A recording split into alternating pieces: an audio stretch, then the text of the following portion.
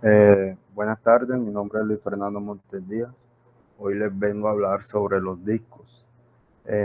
Como podemos ver en la tabla de contenido, les vengo a hablar sobre hardware de disco. De eso se deriva los discos magnéticos. También el formato de discos, como podemos ver, son dos: el formato de bajo nivel y de alto nivel. También de los algoritmos de programación del brazo de disco, como lo son el FCFS y el SSTF, y algunos ejemplos algorítmicos. También sobre el manejo de error, el almacenamiento estable, sobre los modelos de simples errores, estructuras estables, lecturas estables y recuperación de fallas. Bueno, en los hardware de disco, como en los son varios discos, obviamente. Los más comunes son los discos magnéticos. Discos duros y flexibles se caracterizan por el hecho de que las operaciones de lectura y escritura son igual de rápidas. Eh, lo que hace ideales como memoria secundaria, como paginación o sistema de archivos. Por ejemplo, algunas veces se utilizan arreglos de estos discos para ofrecer almacenamiento altamente confiable. Para la distribución de programas, datos y películas, eh, son también importantes varios tipos de discos ópticos, como lo es el CD-ROM, el CD grabable y el DVD. En los hardware de disco podemos ver que los discos magnéticos, tanto en los discos rígidos como en los flexibles, la información se graba en circunferencia concéntrica, no notándose visualmente las zonas grabadas. Obviamente, cada una de las circunferencias concéntricas grabadas constituyen una pista, como podemos ver en las imágenes. Asimismo, el disco se considera dividido en arcos iguales denominados sectores. De esta forma, cada pista está compuesta de sectores. Los sectores de las pistas más exteriores son de mayor longitud que las anteriores. Ahora bien, el número de bits grabados en cada sector es siempre el mismo, con lo que la densidad de grabación será mayor en la pista interior que la exterior. Los sectores comienzan con una cabecera de identificación indicando su dirección completa. Un cilindro es un conjunto de pistas, una en cada disco obviamente, y que son como accesibles simultáneamente con el conjunto de cabezas. Bueno, en los formatos de disco, un disco duro consiste en una pila de plato de aluminio, aleación de acero o vidrio. Esto es de 25 o 3.5 pulgadas de diámetro, o incluso más pequeños en las computadoras de netbook. En cada plato se deposita un oxígeno de metal delgado magnetizable. Después de su fabricación, no hay información de ninguna clase en el disco. Antes de poder utilizar el disco, cada plato de recibir un formato de bajo nivel mediante el software. El formato consiste en una serie de pistas concéntricas, cada una de las cuales contiene cierto número de sectores con huecos cortos entre los sectores, como podemos ver en la imagen. El formato de disco, también es un conjunto de operaciones informáticas independientes entre sí, ya sea físicas o lógicas, que permiten también restablecer un disco duro, una memoria USB, una partición de discos duros o memoria USB, o cualquier otro dispositivo de almacenamiento de datos a su estado original, u óptimo, para ser reutilizado o reescrito con nueva información. Estas operaciones se pueden borrar, aunque de forma definitiva. Los datos contenidos en él, obviamente, en algunos casos, esta unidad puede ir acompañada a una partición de disco. En los formatos de disco también vemos que hay formato de bajo nivel, también reconocido como formateo físico. Deja el disco duro realmente sin datos.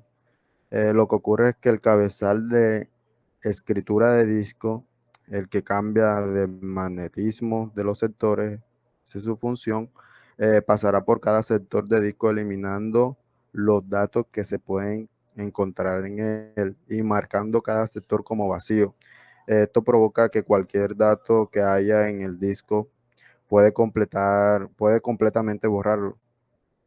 Este es el principal motivo de que sean tan lentos como el tipo de formateo, ya que el cabezal tiene que escribir todo y cada uno de los sectores del disco.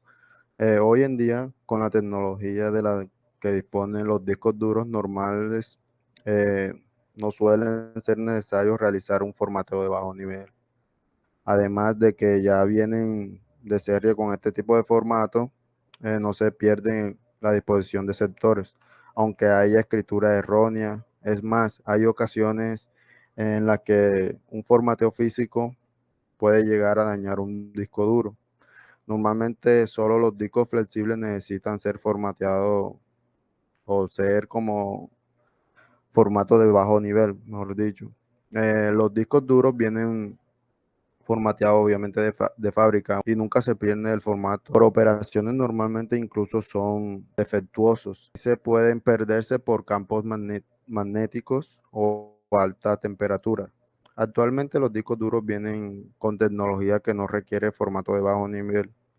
En algunos casos particulares, como la frecuencia e incidencia de un formato físico, el disco duro podría dañarse. Una vez que un disco duro se haya formateado físicamente, las propiedades magnéticas del revestimiento del plato pueden deteriorarse gradualmente. Por lo tanto, esto hace que cada vez difícil los cabezales de lectura-escritura lean o escriban los datos de los sectores del disco afectados. Los sectores que ya no pueden utilizarse para registrar datos se conocen como sectores defectuosos. Afortunadamente, la calidad de los discos modernos es tan elevada que los sectores defectuosos de este tipo son raros. Además, los PCs modernos en general pueden determinar cuando un sector es defectuoso y si es así, marcan los sectores como de tal manera que nunca se ha usado y usar un sector alternativo. También podemos ver que hay formatos de alto nivel o formateo lógico. A diferencia de cuando hacemos un formateo de bajo nivel, en este caso no realizamos ninguna modificación física en el disco. Esto más se basa únicamente en asignación de tamaño de sectores y la tabla de archivos, pero al fin de cuentas podría decirse que es un formateo rápido y parcial. Lo único que se hace en el formateo de alto nivel va a ser tomar el sistema de archivo asignado a los sectores y editarlo para indicar que no hay datos en esto. Esto provoca la pérdida de datos de forma inmediata y aunque realmente no están eliminados y pueden ser en su mayor parte recuperables. El problema principal es que dejan de existir la referencia de los archivos, por lo tanto todos los detalles sobre los mismos. Es verdad que pueden recuperarse datos en un disco duro formateado. También es verdad que en muchos casos tenemos datos desordenados o simplemente se pierde gran parte de la recuperación. Un formateo lógico nos sirve para de forma rápida, obviamente, volver a tener el disco duro vacío, aunque los datos sigan ahí. Y por tanto, volver a utilizar todo el espacio, en cual se irá reescribiendo de manera parcial cada vez que guardemos información en los sectores.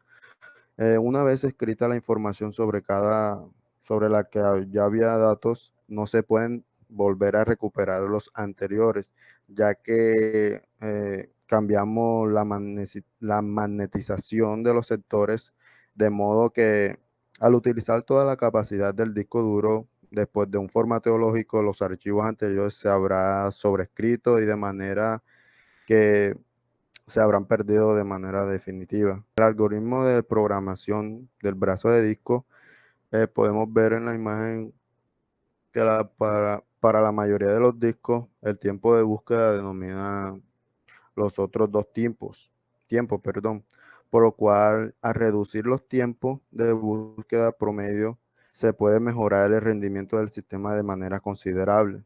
Si el software controlador de disco acepta peticiones a una a la vez y las lleva a cabo en ese orden, es decir, primero en llegar, primero en ser atendido. En FCFS, en First Come, First Served, no se puede hacer mucho para optimizar el tiempo de búsqueda. Sin embargo, hay otras estrategias posibles cuando el disco es muy cargado. Es probable que mientras el brazo esté realizando una búsqueda a favor de una petición, los procesos pueden generar otras peticiones de disco. Muchos controladores también de disco mantienen una tabla eh, indexada por un número de cilindro, con todas las peticiones pendientes para cada cilindro en- encadenadas por una lista enlazada, encabezadas por las cabezas entre las tablas. Dado que este tipo de escritura de datos podemos realizar mejorías con base de algoritmos de programación en del primero en llegar, primero ser atendido. eh, para ver cómo se considera un disco duro imaginario como con 40 cilindros, movemos en la imagen, llega una petición para leer un bloque en el cilindro 11, mientras que la búsqueda en el cilindro 11 está en progreso. Llegan nuevas peticiones para los cilindros 1, 36, 16, 34 y 12. Y en ese orden se introducen en la tabla de peticiones pendientes. Con las listas enlazadas separadas por cada cilindro, cuando termina las peticiones actual para el cilindro 11, el software controlador del disco puede elegir que la petición de manejar a continuación utilizando el FCFS. Si siguiente cilindro sería como el 1, luego el 36 y así en lo sucesivo.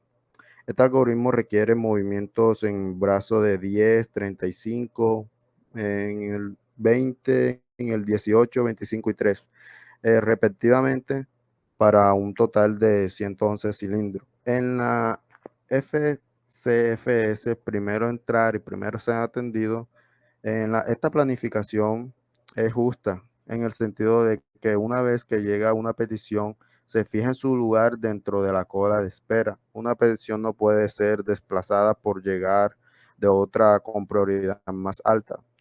También es aceptable cuando la carga de un disco es ligera, pero a medida de que crece las cargas, se tiende pues, a saturar el dispositivo y los tiempos de respuesta se incrementan. También ofrece una varianza pequeña, pero tiene tiempos muy grandes. En los SSTF, primero del desplazamiento más corto, esto hace que los patrones de búsqueda tienden a estar muy actualizados, dando como resultado que las pistas internas y externas reciben un servicio pobre en comparación con las pistas del centro. Es útil el sistema de procesamiento por lote en el cual de la capacidad de la ejecución es lo más importante, pero la alta variancia de los tiempos de respuesta lo hace inaceptable para los sistemas internativos. Este algoritmo mejora también sustancialmente el desempeño. También es esencial una forma de planificación de trabajo más corto primero. Y como podemos ver, hay unos ejemplos sobre la programación del disco, como ahí está la clase principal, está la clase secundaria, como podemos ver los resultados obtenidos de cada proceso, ya sea el FIFO o el óptimo. Bueno, en los manejos de errores, por desgracia, no es posible fabricar un disco como tales especificaciones sin defectos. Tan pronto como la tecnología de fabricación haya mejorado hasta el grado en que sea posible operar sin errores a dichas densidades, los diseñadores de disco buscarán como densidades más altas para incrementar la capacidad. Al hacer esto, probablemente vuelven a introducir defectos. Los defectos de fabricación incluyen sectores defectuosos, es decir, los sectores que no leen correctamente el valor que se acaba de escribir en ello. Si el defecto es muy pequeño, por ejemplo, de unos cuantos bits, es posible utilizar el sector defectuoso y solo dejar que el ECC, el Error Correcting Code, corrija los errores de cada vez, perdón. Si el defecto es mayor, el error no se puede enmarcar. Hay dos datos generales los bloques defectuosos, que son lidiar con ellos en el computador y también lidiar con ellos en el sistema operativo. En el primer método, antes de que el disco salga de la fábrica, se prueba y se escribe una lista de sectores defectuosos en el disco. Cada sector defectuoso se sustituye por uno de los sectores adicionales. Como podemos ver en la imagen, hay dos formas de realizar esta situación. En la figura A, podemos ver que una sola pista de disco con 30 sectores de datos y dos sectores adicionales, el sector 7 está defectuoso.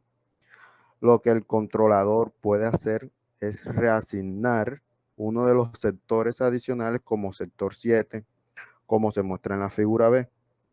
En la otra forma de desplazar todos los sectores en una posición hacia arriba, como se muestra en la figura C. En ambos casos, el controlador te tiene que saber cuál sector es cuál. Puede también llevar el registro de esta manera de esta información mediante tablas internas, una por pista obviamente, o volviendo a escribir los preámbulos para proporcionar un número de los sectores reasignados. Si se vuelven a escribir los preámbulos, el método de la figura C presenta más dificultad debido a que se tienen que volver a escribir 23 preámbulos. Pero en la última instancia ofrece un mejor rendimiento, ya que todas las formas se pueden leer una pista completamente en una rotación. También se pueden desarrollar errores durante las operaciones normal. Una vez que se haya instalado la unidad, la primera línea de defensa al obtener el error del SC, perdón, no puede mejorarse, no puede manejar, pues es tratar de leer otra vez. Algunos errores de lectura son transitorios, es decir, producidos, perdón, por partículas de polvo de bajo cabeza y desaparecen en un segundo intento. El controlador detecta que obteniendo errores repetidos en ciertos sectores pueden cambiar a un sector reemplazando antes que los sectores defectuosos fallen para siempre. De esta manera no se pierden los datos.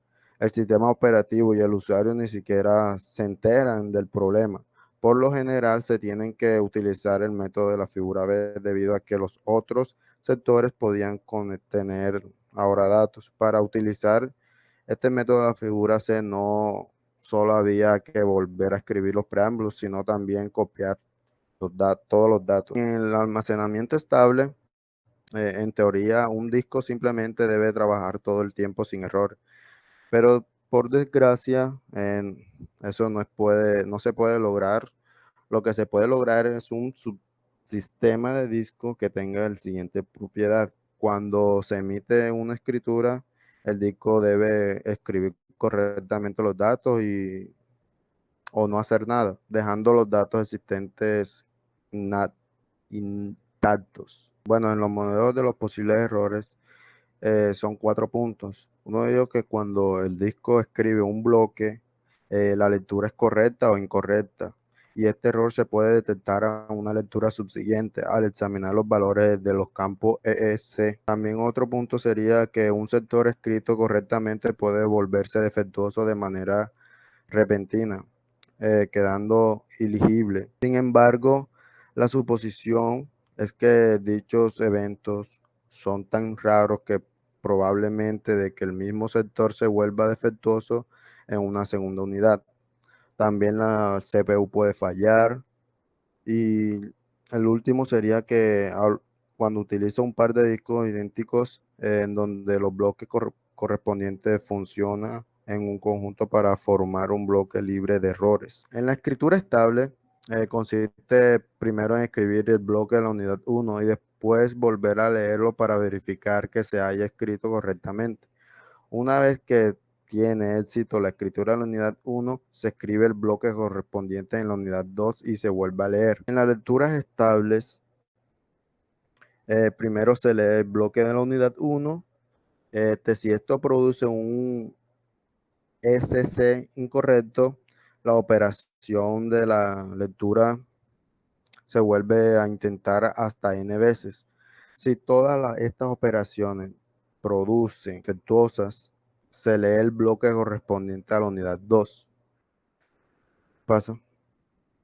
Y en las recuperaciones de falla, después de una falla, un programa de recuperación explora ambos discos y se comparan los bloques. En ausencia de la falla del CPU, este esquema funciona debido a que las escrituras estables siempre escriben dos copias válidas de cada bloque y se asume que los errores espontáneos nunca ocurrirán en ambos bloques correspondientes al mismo tiempo.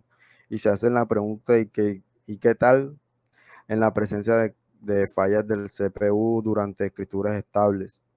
Pero esto depende del momento preciso en que ocurra la falla. Hay 5 posibilidades como se muestra en la figura. Bueno, en la figura A, la falla de CPU ocurre antes de escribir cualquier de las dos copias del bloque. Durante la recuperación no se cambiará ninguno de los dos bloques y el valor anterior seguirá existiendo, lo cual está permitido.